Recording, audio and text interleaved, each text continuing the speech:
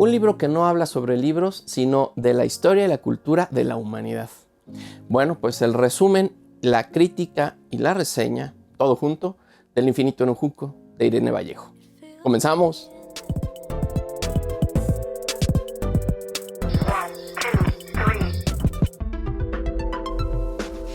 Hola amigas y amigos del canal. Bueno, pues en esta ocasión he preparado un video que me ha llevado un buen de tiempo porque, pues miren, primero que nada es una recomendación, ¿no? Ahora, la recomendación viene de manera profunda porque este es uno de esos libros, yo diría, imperdibles para aquellos que nos encanta pues leer, pero que además sabemos o intuimos o sentimos que leer va más allá de solo imaginar mundos placenteros, ¿no? Es una actividad de placer, por supuesto, pero va más allá. Este libro, no saben, Irene Vallejo es una autora que yo descubrí y les cuento de dónde salió este libro. Nuestra maravillosa Universidad La Salle, a partir de su biblioteca. Muchas gracias, maestra Mari, muchas gracias, querida Rosy, ¿no? De verdad son personas lindas que yo admiro y quiero mucho, con quien he colaborado varias veces. Ya ven, aquí en el canal ha surgido esta colaboración más de una vez y de ahí surgió esta idea. Bueno, pues nada, me hicieron el favor, fíjense, de regalarme ya hace un rato, no hace poquito, hace un rato, esta maravilla que es El infinito en un junco, de Editorial Siruela. Bueno, es el sello Siruela con editorial de bolsillo, pero ya saben, todos son sellos y subsellos editoriales de editoriales más grandes. En este caso es Penguin Random House quien edita este libro. Y no saben, no sabía yo a qué me enfrentaba. Debo confesarles que antes de este regalo tan bondadoso, la verdad es que yo no tenía en el radar el libro de Irene Vallejo porque, pues como saben, he estado enfocándome en clásicos, en literatura de ciencia ficción, en algunos autores y autoras en inglés, ¿no? En traducciones. Y de pronto me llega este regalo y bueno, pues uno cuando le regalan algo no tiene más que atenderlo, ¿no? O sea, yo creo que esa es una filosofía mía. Si te regalan un libro, al menos léelo, ¿no? Porque pues por algo te lo están dando, se están confiando en ti para hacer esa lectura. Y en este caso, no hombre, no saben qué encuentro, qué libro. Me tardé muchísimo más de lo normal en leerlo porque iba rápido, pero no les miento. O sea, miren, ¿cuántas veces me han visto hacer tantas anotaciones en un solo libro? Realmente es que este libro para mí ha sido un encuentro increíble, porque te va llevando de una manera primero emocionante, primero épica, o sea, comienza con una escena así épica de caballos y de forajidos, de ladrones o de cazadores. O sea, tiene toda esta sensación, este sabor como totalmente, inclusive cinematográfica. O sea, ahí Irene logra una cosa maravillosa. Y luego empieza a narrarte historia tras historia y se convierte en otra cosa inesperada. Bueno, ¿de qué trata el libro? Así como en resumen, muy chiquito, pero quiero hacerles una crítica en esta ocasión, sí, una crítica literaria, porque la reseña no me es suficiente. Bueno, la reseña sí, básicamente, ¿de qué trata el libro? De la historia de la literatura, de la historia de los libros, y esto aunado, así, entretejido, con la historia de nuestra especie humana. El libro, por supuesto, tiene pues un sesgo, que ya vamos a hablar de él, pero es un sesgo muy interesante, muy válido, y viene nada más y nada menos que de una académica de alto nivel, que además es periodista, es una literata hecha y derecha. Irene Vallejo es una persona que he venido a descubrir y que me ha verdaderamente sorprendido, no solamente su pluma, porque su pluma es muy interesante, sino también su personalidad, porque bueno, si ustedes la llegan a seguir, yo ahí abajo les voy a dejar sus links para que la sigan. La verdad es que es una autora que no se pueden perder, es muy cercana, ha venido a México, ha andado de gira con este libro, pues repuntó, digamos, su carrera y está ahorita en el foco, ¿no? En el ojo del huracán, vino a la FIL de Guadalajara. Y bueno, pues también una persona bondadosa con lo que dice, con lo que hace y con cómo lo proyecta, ¿no? Eso también es... Híjole, no saben cuántas veces nos hemos topado con un autor o con una autora que pues sí, muy bonitos sus libros, muy interesantes, pero su personalidad es una piedra, ¿no? Y cuesta trabajo enlazar como lector y luego como admirador o como, qué sé yo, seguidor, porque también a esos niveles llega uno con los autores, con las autoras. Y en este caso, Irene, no, bueno, tiene una personalidad magnética, carismática, siempre sonriente, siempre, pues yo vuelvo a decir, bondadosa con su conocimiento y con su experiencia a partir de lo que ella sabe y puede compartir, ¿no?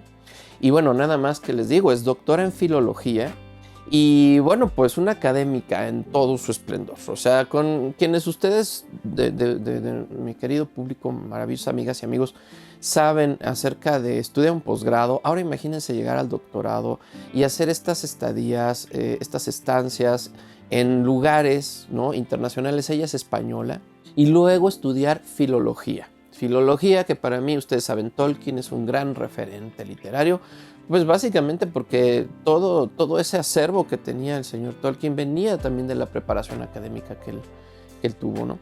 Y bueno, pues nada, Irene Vallejo, la doctora Irene Vallejo, la periodista Irene Vallejo, que además escribe ahorita para El País y para Milenio aquí en México, para El País en España, y que ha tenido por años y años un espacio de escritura en periódico. Bueno, pues también aquí se nota toda esa destreza, toda esa experiencia, ¿no? Entonces les digo, es un libro que habla de todo eso, de la historia de la humanidad a partir del enfoque, de la lente de las letras, ¿no?, básicamente. Y bueno, se llama El infinito en un junco porque nos va a ir develando la importancia también interesantísima y profunda que han tenido los sustratos para poder llevar esta literatura, ¿no? Y bueno, literatura no solo como la parte que te cuenta historias, sino también como parte que te enseña y que te plasma la ciencia y las artes y la religión y tanta cosa. Estas letras que quedaron plasmadas primero en tablillas y luego en cuero, ¿no?, y luego en papel. Y bueno, pasando por ahí, por supuesto, en papiros, en rollos con los griegos y luego con los romanos. Entonces, no, bueno, esto es una historia, o sea, que va milenios atrás y llega hasta nuestros días y se regresa milenios atrás. La forma en la que está escrita es algo que ahora quiero abordar y un poquito la crítica acerca del libro y también esta percepción que tengo y unas anotaciones muy puntuales del por qué les recomiendo y además como a profundidad cuáles temas toca, que creo que son pues una cosa que no se pueden perder, ¿no? Bueno, primero decirles, El infinito en un junco me parece que, bueno, lo promocionan mucho como un ensayo, ¿no? Y sí, por supuesto es un ensayo porque quienes hacemos ensayos académicos, pues también sabemos que el ensayo es la forma más libre de escritura, yo diría, es la más libre y además la que te permite ahondar de manera profunda en hechos, datos, en referencias de la vida, de la experiencia, del acervo, ¿no? O sea, no solamente estás creando un mundo con un ensayo, porque sí es una propuesta, siempre un ensayo es una manera de expedir así o de proyectar un tema hacia los demás, sino que además el ensayo pues te permite unas libertades increíbles, ¿no?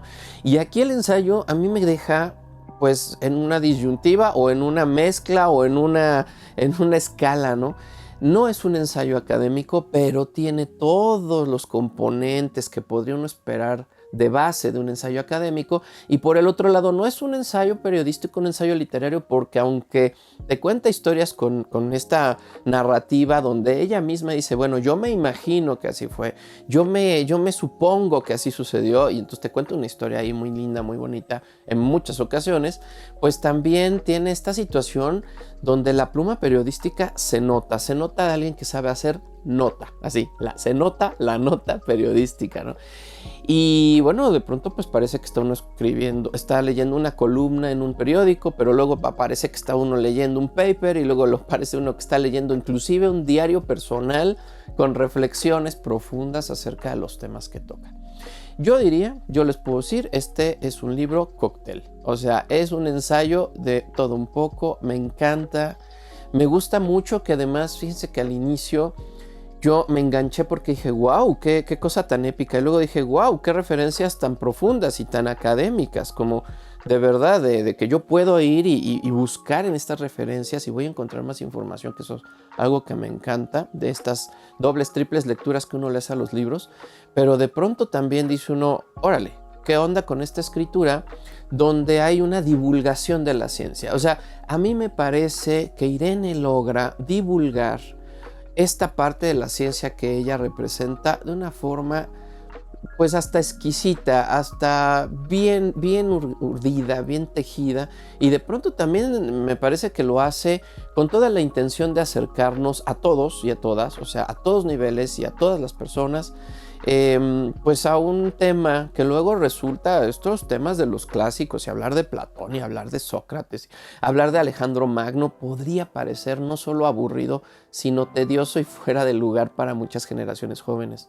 Y de verdad, créanme, chicas, muchachos que tienen una edad jovencita, por lo menos más que yo, y que ya saben que están aquí en el canal y que les agradezco enorme que vean los videos y que contacten con el proyecto, no se pierdan este libro. Este libro, si les gusta leer, les va a dar otra perspectiva de momentos clasiquísimos como el más de todos, que podría ser la Odisea y la Ilíada de Homero, hasta cosas muy contemporáneas como hablar de Juan Villoro o de cualquiera de estos Jorge Volpi, ¿no? De estos nuevos talentos contemporáneos que tenemos en la escritura, ¿no? Pero fíjense, esto pasa por las diferentes guerras, etapas, por los diferentes momentos de crisis y también por los diferentes momentos de brillo, ¿no? de florecimiento de la cultura de nuestra especie. Entonces es un libro, es un libro que uno no quiere que acabe, les voy a ser sincero, ¿eh? Uno definitivamente se ve leyendo este libro permanentemente. O sea, yo le diría, querida doctora Irene, querida Irene Vallejo, por favor, siga escribiendo de esta manera. Me voy por sus otros libros, o sea, ahora voy a irme hacia los demás libros de Irene porque definitivo es para mí una nueva autora favorita, o sea, sí lo es. Tengo mis anotaciones acerca de un poco también el estilo y la intención, o más bien la visión que tiene con su escritura, pero bueno, eso es totalmente, pues ahora sí que argumentable desde su propia experiencia, su conformación y su historia, ¿no? Y bueno, ¿cuáles son esos puntos que yo quiero compartirles de este libro tan sensacional? Bueno, es un libro que entre otros temas expone algo que para mí fue bien interesante, que es esto que le pasa a las industrias creativas, ¿no? Que es de donde yo vengo. Ya saben, yo soy diseñador creativo de profesión y bueno, pues de ahí ya mi profesión se convirtió en muchas cosas, ¿no? En muchas disciplinas. Pero bueno, pues ella habla acerca de esta gratuidad que supone la gente que debe tener la creatividad. Híjole, hay un apartado, ¿no? Y lo tengo aquí, miren, por ejemplo, nos vamos a ese momento por ahí del capítulo 10, donde habla, ¿no? De que el trabajo creativo se reclama que sea gratuito en algún momento. En algún momento en Roma, y aquí hablamos de un momento lejano en el tiempo, y sigue sucediendo, amigas y amigos, sigue sucediendo que se supone que el trabajo de creación debería de ser algo dado, algo más allá de la dádiva, tantito, pero nada más, ¿no? Que no hay que cobrar por ello, que no hay que hacerlo tan importante, que no hay que hacerlo tan fundamental. Y bueno, pues es un tema que a mí me puede mucho porque, pues no sé, en estos enfoques contemporáneos se sabe que las disciplinas del diseño, que son un montón, pues son una de las llaves hacia la prosperidad y hacia el cambio y el progreso y bueno, el bienestar de todos en los años por venir. Entonces, los y las diseñadoras pues estamos aquí tratando de luchar desde esa perspectiva de la realidad para que mejore nuestro mundo. Y por supuesto, gratis pues no es, ¿no? Porque son disciplinas que se tarda uno mucho tiempo en aprender, en lograr modular, ¿no? Para transformar esta realidad. Y bueno, pues gratuito en ningún sentido, no es gratuito ni en tiempo, ni en recursos, ni en atención, ni en experiencia, ¿no? Y bueno, ella hace esta puntualización. Otro punto que expone Irene es que al bibliotecario y al librero se les ha visto de manera histórica bajo una lente no siempre constructiva, no siempre positiva. Y ella habla del bibliotecario como acumulador y del librero como usurero, como traficante de cultura, ¿no?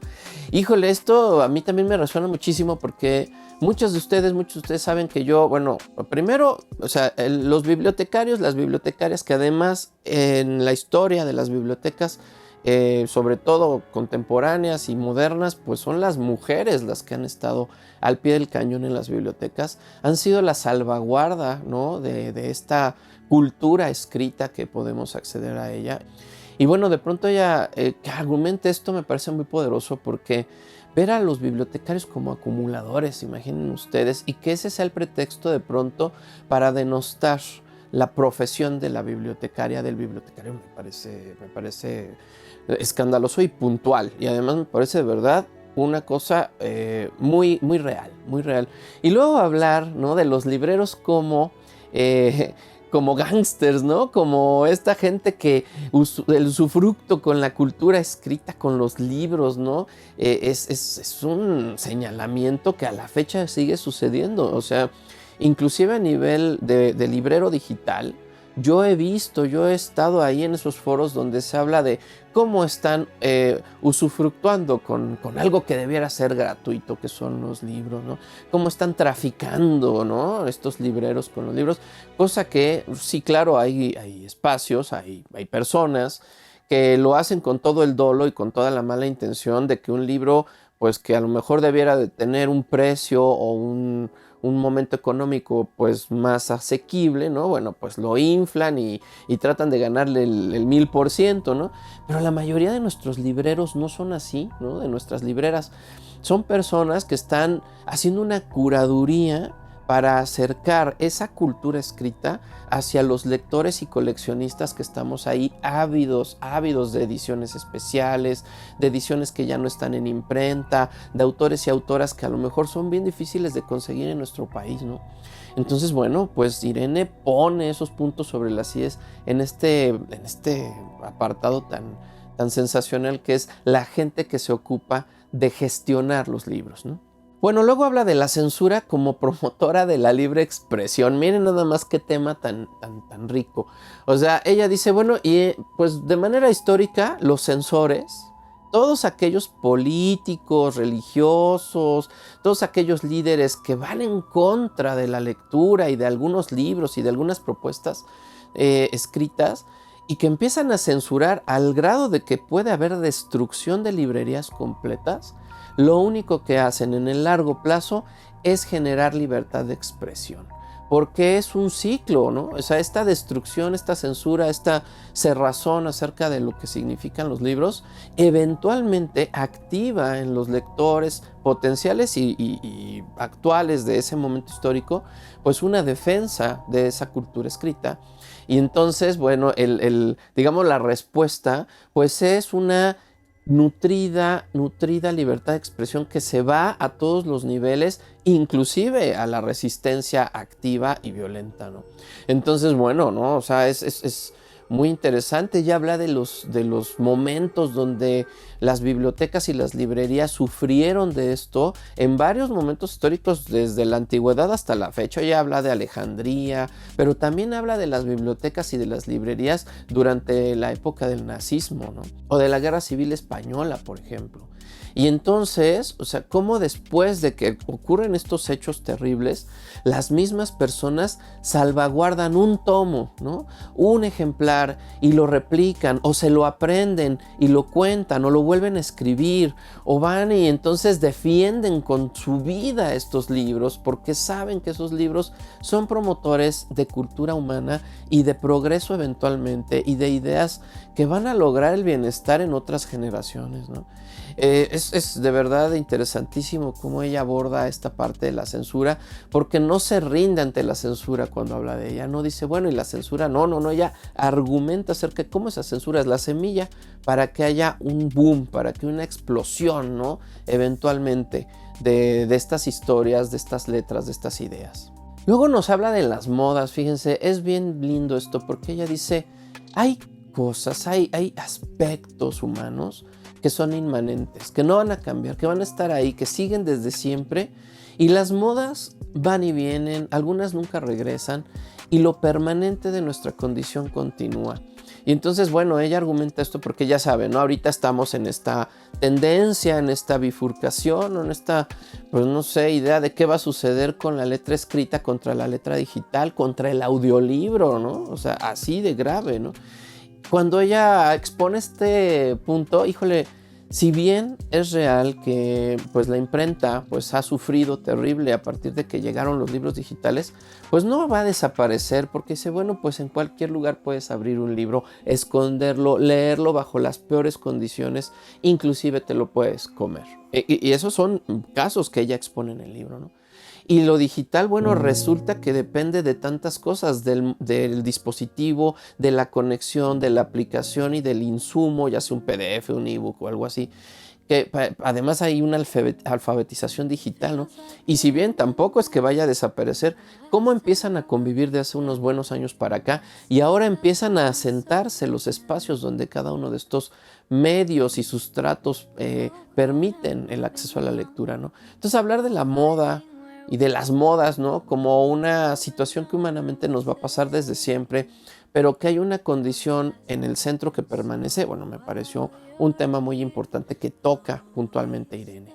Fíjense que aquí hay unas ideas también en el libro, híjole, escandalositas rudas, y que me parece que Irene hace muchas veces esto en el libro, ¿no? Ella muchas veces nos deja ahí resquicios, nos deja como brillos de ideas, no las argumenta con una fuerza, porque además ella algo que defiende es a la gente que está en los espacios grises, la gente que se dice, ¿no? Que no tiene el arrojo como para hablar con gritos, sino la gente calladita que está observando y que eventualmente habla bajito, pero habla de manera muy puntual. Y ella se define como este tipo de personas y a mí me gusta mucho. Bueno, pues viene muy al caso, ¿no? Con toda esta ola acerca de los introvertidos, las introvertidas como una manera de ser que hay que respetar y hay que validar porque son aquellas personas que reflexionan, que están siendo testigas de la realidad y que de pronto su voz, aunque no es muy fuerte, es muy contundente, ¿no? Y bueno, pues cuando habla acerca de esto, nos dice ideas como por ejemplo del olor fétido, así, de la religión o de la santidad. Particularmente habla del olor fétido de la santidad. Y bueno, pues aquí pues hace referencia a mil cosas, entre ellas pues la obra del Nombre de la Rosa de Humberto Eco, donde, híjole, pues ya saben ustedes, ¿no? Este libro que es todo un asunto, donde inclusive hay una película, ¿no? Donde sale Sean Connery, ahí la pueden ver, pero el libro pues nos habla, ¿no? Esta historia de un libro súper secreto y que ahí está escondido y que quien tiene acceso a él termina muerto porque es un libro maldito, es un libro malo, ¿no? Es un libro que mata y ahorita voy a ese tema, en donde pues en realidad, o sea, va elucubrando un poco durante todo el libro acerca de esta idea de la salvaguarda de ciertos paradigmas, de ciertos inclusive dogmas que están en los libros y que ese olor a santidad de pronto se puede convertir en un olor fétido, ¿no? Uy, no, está durísimo, durísimo, más para países hispanohablantes como los nuestros, donde la religión pues es una parte fundamental de nuestra vivencia, ¿no? Luego nos habla de temas, por ejemplo, de los clásicos que no son tan clásicos. Eso me encantó, porque cuando yo les digo, no, pues yo estoy ahorita leyendo los clásicos y me voy a Dostoyevsky, ¿no? Bueno, clásicos como Dostoyevsky o clásicos como la Ilíada y la Odisea de Homero, ¿no? O clásicos como Shakespeare. ¿En dónde estamos poniendo los clásicos? Y ella hace una definición de los clásicos que me parece bien interesantísima. Pone varios momentos, inclusive con otros autores, acerca de qué significa una obra clásica o un autor clásico. Y bueno, pues no solamente son aquellos que son los más leídos o que son los de cajón en las escuelas, ¿no? También este clasicismo pues viene de la palabra clase y habla acerca de este estrato social clasista de donde hay autores consagrados y hay autores espurios, ¿no? O no tan consagrados. Hace todo este recorrido, entonces... Bueno, pues ya para mí la verdad después de leer el libro, la palabra de los clásicos, este vocablo de los clásicos, pues ahora sí tiene un significado nuevo. Es algo que me pasó mucho con el libro. Reformulé significados acerca de lo que me gusta de la cultura, de lo que me gusta de la lectura y también de lo que me gusta de escribir, porque bueno, pues ya saben, pues cuando hacemos academia todos tenemos que escribir, no hay más. Y bueno, todos vamos desarrollando un estilo, en este caso científico, pero también hay quienes se adentran, ¿no? O nos adentramos un poco hacia la parte literaria. Y definitivamente para mí ha reformulado mucho estas ideas. También nos habla del canon, ¿no? Nos habla del canon el libro y nos explica un poco de dónde viene el inicio de esta idea del canon, de lo que es canónico. Y luego cómo ese canon en realidad es una medida de referencia acerca de paradigmas que quieren volverse dogmas en algunos momentos de la historia y que eventualmente la gente acude a ellos para hacer esta referencia, ¿no? Y podríamos pensar que un canon pues también va en sistema métrico decimal, también va en otros sentidos, no solamente en canon literario, ¿no?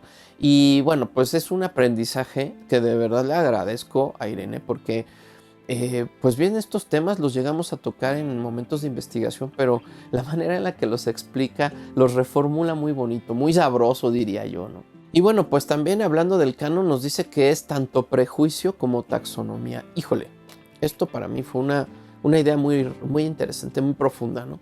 Porque hablar del canon como prejuicio nos dice, bueno, exactamente, ¿no? Esta distinción acerca de lo inamovible, de la referencia que debe de ser, de esas medidas perfectas que las cosas deben de contener, contra, ¿no? O sea, lo que no está cumpliendo, ¿no? Ese prejuicio que se tiene a partir del canon. Pero también nos habla del canon como taxonomía, es decir, como catalogación, como criterio de catálogo de lo que existe en el mundo. Híjole, eso se me hizo sensacional, porque entonces hablar de canon desde esa perspectiva pues lo enriquece mucho más, ¿no?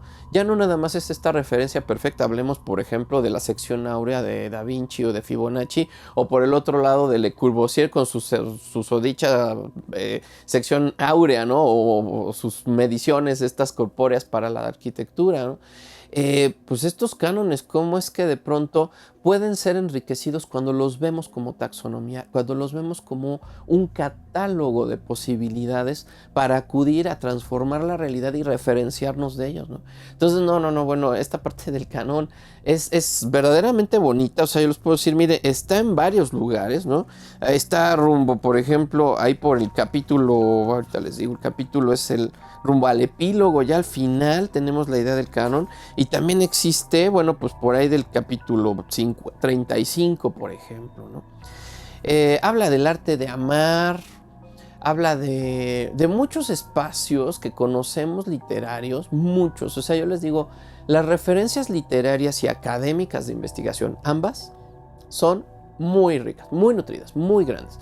Irene verdaderamente se tardó seguramente mucho tiempo en hacer el libro, y me parece que hablar de estos temas a partir de una visión de alguien tan docto como lo es ella, no, bueno, pues es una sensación. O sea, de verdad fue un disfrute, que voy a volver al libro, acudiré a él yo creo que unas 3 veces o más en mi vida, porque ya se volvió un libro de referencia, ya no es una literatura solamente, es un libro de referencia donde hice todas estas anotaciones y les puedo asegurar que me faltan otras 3 veces esto que apunté, ¿no?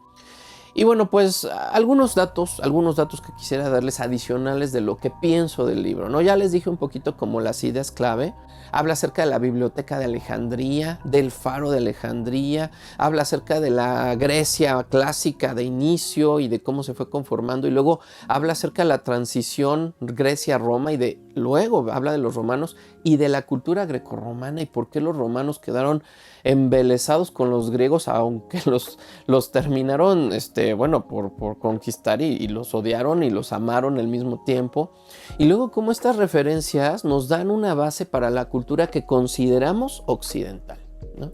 Entre otras cosas, habla de muchos temas. También habla de esta epopeya, ¿no? De buscar los mejores y todos los libros del mundo y concentrarlos en un lugar para ponerlos a disposición. Habla de las primeras escuelas, habla de cómo la primera pluma autora en el mundo, en la historia que conoce al menos Irene en toda su investigación, fue una mujer. Habla de Safo, habla de todas estas mujeres griegas que estuvieron a la sombra haciendo literatura, escribiendo y tratando de dar su perspectiva dentro de una cultura absolutamente misógina, ¿no? También algo que hace Irene y que me gusta mucho es que denuncia de manera, como ella lo hace muy bien, callada, de manera contundente pero bajita la voz, ¿no? Y denuncia muchos temas, denuncia la violencia, denuncia el machismo, la misoginia, denuncia el patriarcado, que o sea, no es nuevo, de verdad. Cuando uno De veras, yo siempre he dicho, hay tanto que la gente adora a los griegos y de verdad tan misóginos y tantas cosas feas que fueron, ¿no? Tantas cosas bonitas que tuvieron, tanto aporte, pero también tanta cosa tan destructiva y erosionante, ¿no? Eran unas culturas basadas en la guerra entre hombres contra hombres y donde las mujeres tenían que estar ahí en el gineceo, tenían que estar ahí recluidas, pues tratando de alimentar el hogar y tratando de alimentar las fortunas también, porque es algo de lo que ella habla mucho, ¿no? De estos matrimonios por conveniencia que existieron desde la antigüedad y que fueron forjando familias y sociedades, ¿no? Y bueno, pues habla de todos estos temas y luego les digo, se va a las diferentes épocas, ¿no? Y pasa por las guerras mundiales y la Segunda Guerra Mundial y habla de los autores modernos y de los autores contemporáneos y llega hasta nuestros días y un poco hace reflexiones acerca de este mundo contemporáneo digitalizado, tan, pues tan ansioso, tan decimos, ¿no? En las clases que doy, tan no lineal, tan ansioso, tan frágil, ¿no? Pero al mismo tiempo tan interesante y que es un reto todos los días vivir en esta realidad contemporánea, ¿no? Ahora bien, para mí, algunos apuntes sobre ya en la crítica del libro, más allá de la reseña y los temas, ¿no? Bueno, yo pienso que el libro, Javier, a partir de su experiencia, de su lectura, de su perspectiva de vida y bueno, tratando de ser objetivo, pero también desde mi perspectiva subjetiva, ahí está el micrófono, perdón. ¿Qué pienso del libro? Miren, es un libro de gran aporte. Es un libro que no pueden perderse, no lo pueden perder. Son letras hispanoamericanas, bueno, en este caso hispanas, porque ella es española, pero que nos atienden a todo mundo. O sea, estas letras que ella escribe, lo hace con una bondad, pero también lo hace con un dejo de trascendencia. O sea, sí se nota en Irene Vallejo, al menos en este libro, una idea de trascendencia que todos los académicos tenemos cuando empezamos a escribir un paper, les diría, o que todos los periodistas tienen, y ahí está Gabriel García Márquez, cuando empiezan a escribir columnas periodísticas, ¿no? Que por supuesto leer es trascender, pero también escribir es trascender, ¿no? Y trascender en otros, porque cuando lee uno, bueno, trasciende para uno mismo y cuando comparte esa lectura va más allá, pero cuando escribes dejas una huella indeleble, generalmente, en la historia de la humanidad, ¿no? Y ahí está Homero con la Odisea, que para mí es, por eso verán ustedes que yo aquí tengo en mi To Be Read, en mi listita de 2023, y ahí pueden ver el video, lo voy a dejar en la tarjetita, pues la Ilíada de la Odisea en mi editorial Porrúa del año de los 70s y además acolchadito y con un breviario cultural antes de la lectura del libro, ¿no? Que el estudio preliminar, ya saben, aquí es muy rico, porque Irene, o sea, me puso este libro en el To Be Read, tal cual, ¿no? Y yo les diría, ella hace esto, pues sí, con esa intención de compartir y de trascender. Ahora, cosas interesantes acerca de la manera en la que toca estos temas que ya les he dicho, ¿no? Creo que Irene tiene una visión transformadora de la sociedad actual que está, pues, ahora sí que incidiendo en temas contemporáneos que no han logrado cambiar, ¿no? Una de ellas es la equidad entre las personas, entre hombres y mujeres, y lo que eso significa para nuestras sociedades y nuestro planeta de hoy. O sea, siglo XXI no nos podemos dar el lujo de no ser 50-50 en todos los ámbitos en los que estamos juntos, ¿no? Y bueno, pues eso es algo que Irene repetidamente, así total y completamente cíclico, aborda en el libro. Ella habla de autoras, habla de bibliotecarias, habla de defensoras de la cultura, de defensoras de la literatura, habla de escritoras, habla de científicas. Híjole, habla de tantas y tantas mujeres y la cita tal cual, ¿eh? Y bueno, una cita que hace aquí ella que a mí me enternece mucho y pues me tocó el corazón es a su maestra, ¿no? Ella cita a una maestra que le cambió la perspectiva acerca de esto y por la cual ella se interesó en las culturas clásicas, en los griegos, los romanos, y que de ahí hizo su vida, o sea, básicamente su vida intelectual, pues parte como por ahí, ¿no? Luego también algo que a mí se me hizo interesante y que ahí yo les diría, es un libro que complementa, es un libro que complementa otros libros y otras visiones acerca de esta historia de la humanidad, porque algo que Irene, no creo que lo olvide, pero más bien no está en su construcción y no lo toca prácticamente en el libro. Si acaso hará 2 o 3 anotacioncitas por ahí, pues es todo el desarrollo de la lectura y la escritura en Asia, ¿no? Pero en esa Asia lejana, en ese Japón, en esa China milenaria. Sí, de pronto habla de cuando llegó el papel desde China, ¿no?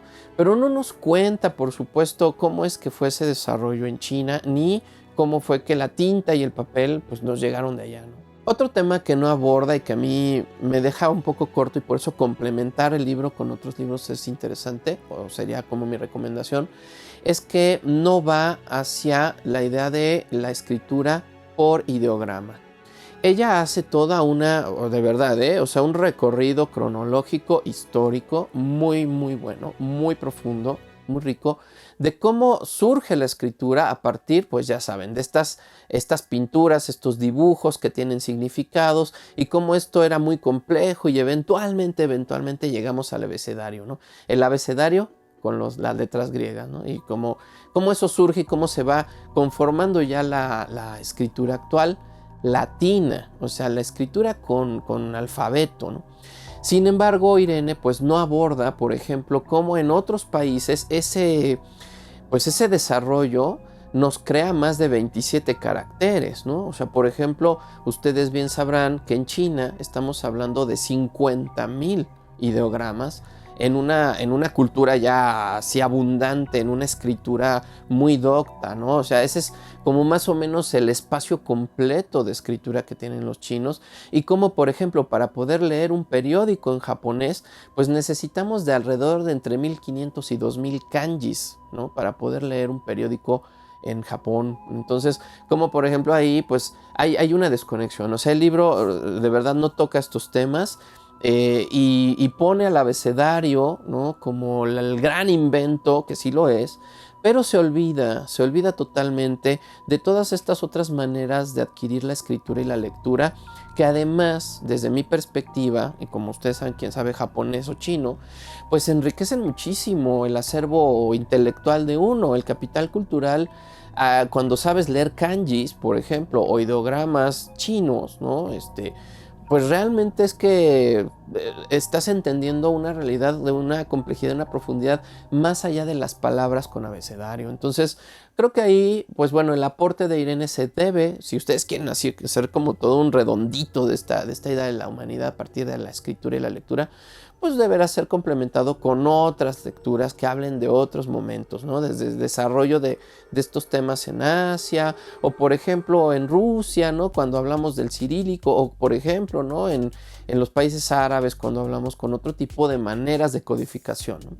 Que actualmente se utilizan. Esa es la intención mía, de decirles, actualmente esto está en uso y no todo es este mundo occidental, que además, bueno, sí, otro tema que yo quiero compartirles, Irene sí hace esta reflexión y todo este ensayo a partir de una versión española. Eso es muy importante. Inclusive, pues pone a España como al centro del discurso, ¿no? En varias ocasiones se dice, porque nosotros los españoles, y está genial, cada quien escribe pues desde el contexto sociohistórico que le corresponde y que quiere representar, ¿no? Y bueno, pues como yo ya ahora sé, porque la he estado siguiendo en sus redes, es una mujer que les digo, muy bondadosa. En Facebook te contesta los mensajes que considera que son enriquecedores para la comunidad ahí. O sea, es una mujer de verdad que en las conferencias solo habla de bienestar, solo habla de cosas bonitas, buenas, importantes, constructivas, y con una actitud de verdad dulce, carismática, encantadora, que te conecta, o sea, conecta contigo. Pero pues Irene pues tiene esta versión española en su libro acerca de la historia de la humanidad, cosa que es un gran aporte. Pero bueno, yo les diría, ¿no? Pues cuando, por ejemplo, hablamos de Latinoamérica, qué durísimo, ¿no? Porque cuando hablamos de Latinoamérica y de su historia de la lectoescritura, híjole, pues ahí, por supuesto, tenemos que hablar de los libros que nos llegaron de Europa, pero también tendríamos que hablar de otras cosas, ¿no? De los códices y de todos esos pictogramas de nuestras culturas y nuestros pueblos originarios. Que además en Latinoamérica, en esa fusión, en ese mestizaje, pues tenemos vocablos que vienen de ahí, ¿no? O sea, apapachar en México, pues viene de estos lenguajes, de estos idiomas de pueblos originarios, y pues es algo que pierde el foco en el libro, no lo tiene, porque finalmente pues también habla desde esta perspectiva pues sí, de primer mundo, ¿no? Así poniendo el primer, tercer mundo, ¿no? Como en estos países en desarrollo que somos nosotros, y países como España, como Inglaterra, como Italia, como Estados Unidos o Francia, que bueno, pues conforman este bloque primermundista, ¿no? Entonces, bueno, ese sí es un tema que yo quiero puntualizar. La lectura va desde esa perspectiva y no lo hace para nada con mala intención, solamente está pregnado. De hecho, fíjense que esta versión es para Latinoamérica. O sea, ustedes van a leer el libro y yo, o sea, definitivamente creo que esto es un español muy neutro para que todos en Latinoamérica lo podamos comprender bien. Sin embargo, hay varios momentos, poquitos, como 3, donde ahí al corrector o la correctora de estilo se le escapó en Penguin y vemos el tenéis, el habéis, ¿no? Como el vos, ¿no? Que se usa en España y que evidentemente yo podría asegurar que el libro original tiene todas esas inflexiones, todos esos usos del lenguaje del español que viene de allá, ¿no? Entonces, bueno, pues ahí, eso también devela un poco, ¿no? Cuál es el foco, el lente con lo que se está viendo esta historia, ¿no? Y bueno, pues un apunte final que me parece importante también. Fíjense que yo al inicio empecé a sentir el libro, primero muy emocionante y luego un tanto elitista. Así, ¿no? Porque sí lo siento alejado al principio, sobre todo al principio, ya después uno encuentra cuál es el tono con el que te está hablando Irene, pero híjole, siendo mexicano, latinoamericano, tercermundista, ¿no? Porque pues estamos en esas aquí, estamos todo el tiempo echándole muchas ganas, ¿a poco no, amigas, amigos latinoamericanos? Se siente al inicio un poco clasista, un poco elitista, un poco desde esta perspectiva de alguien que además, fíjense, es muy raro, porque Irene habla del privilegio, denosta el privilegio en muchos momentos en el libro, y sin embargo siento que se le olvida su propio privilegio, ¿no? Y pues ese es un desatine para mí durante la lectura, porque me saca, ¿no? de esta idea fluida, de estar adentrándome en sus ideas, y me recuerda mi lugar económico, social, ¿no? En esta conformación actual del mundo. Y me recuerda también en dónde está ella y desde dónde lo está escribiendo. Y digo, bueno, claro, ¿no?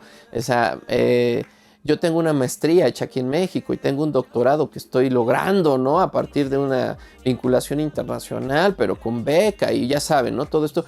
Y en cambio, ella con beca y demás, pero con acceso a universidades en países interesantísimos, con una vida en Florencia de estudiante y con una historia que viene, si bien de una localidad chiquita, Irene viene de un pueblo en España, pues es en España y no en un pueblo aquí en México o en Colombia o en Venezuela, ¿no?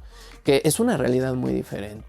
Entonces, hablar del privilegio, desde el privilegio, híjole, siempre es pues es un laberinto, ¿no? Y te puedes perder. Siento que de pronto ella pierde ese foco como más generalista, como más, pues no sé, más aglutinante para que todos entremos en su discurso, y de pronto a mí sí me sacó la lectura esa sensación de, híjole, me están hablando desde un lugar que yo quisiera conocer, me muero por conocer muchos lugares estos, tengo la fortuna, me siento muy, muy, muy de verdad orgulloso de que la vida me ha dado la oportunidad de visitar otros países en alguna ocasión en mi vida.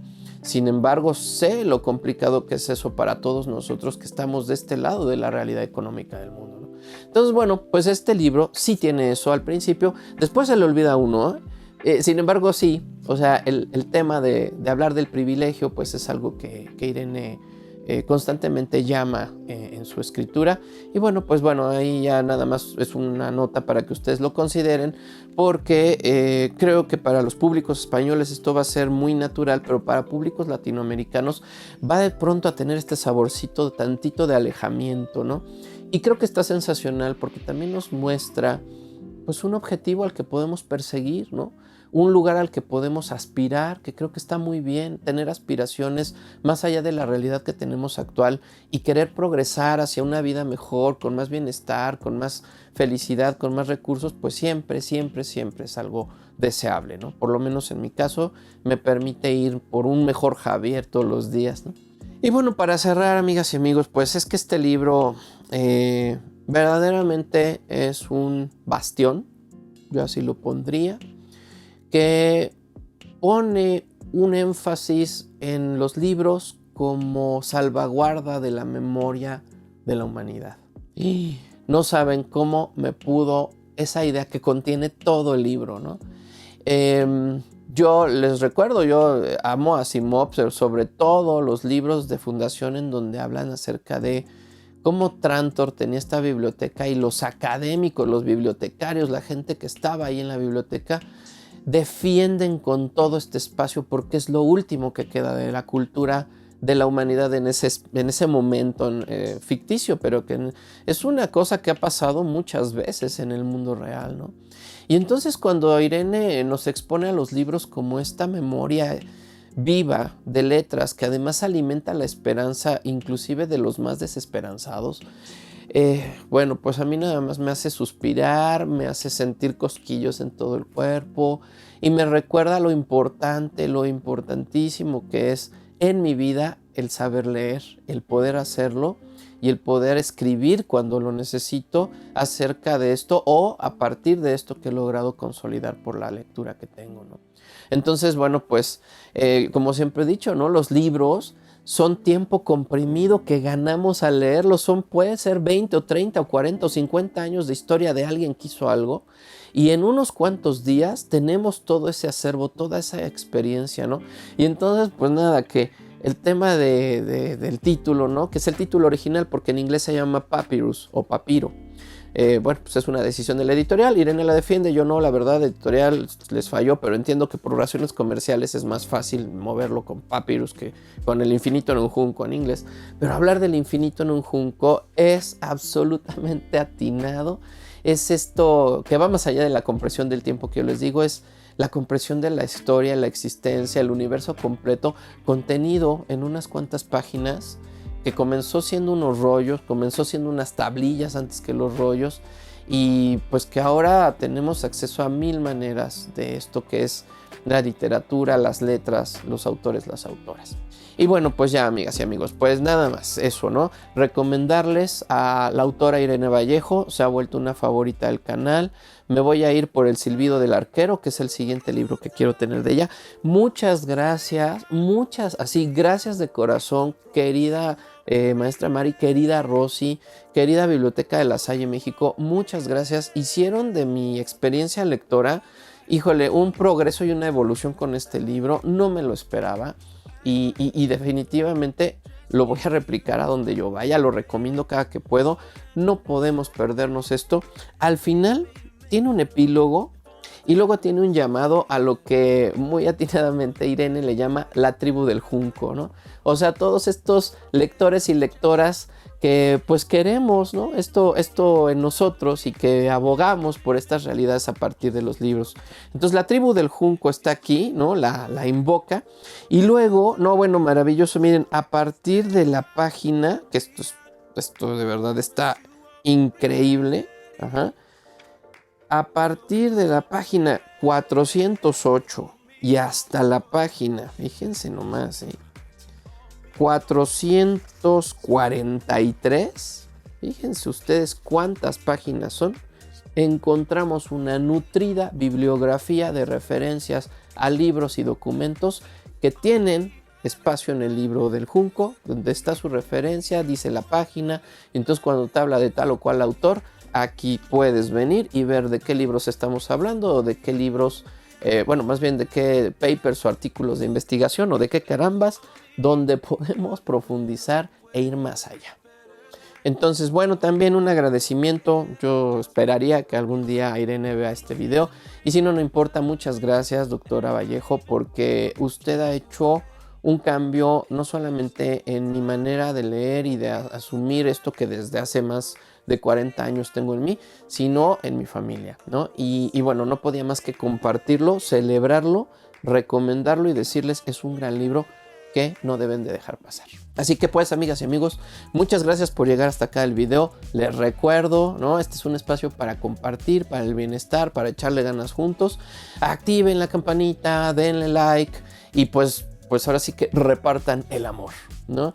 Este es un canal para ustedes y para todas aquellas y todos aquellos que ustedes crean que les puede gustar. este enfoque de estos temas con este saborcito que le da el Javi Pons.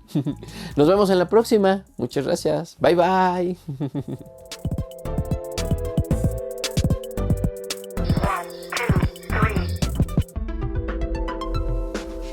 Oigan, y un aviso de ocasión que no se pueden perder. No se pueden perder la Semana del Amor. La Semana del Amor viene con el Javi Pons a partir de este lunes entrante. Para que el 14 de febrero nos sepa a puras mieles, a puro amor, o quién sabe, porque amores hay de muchos tipos. Así que nos vemos el lunes con el inicio de este proyectito que les quiero yo brindar, que es la Semana del Amor en el Javi Pons. Nos vemos ahí. Bye bye.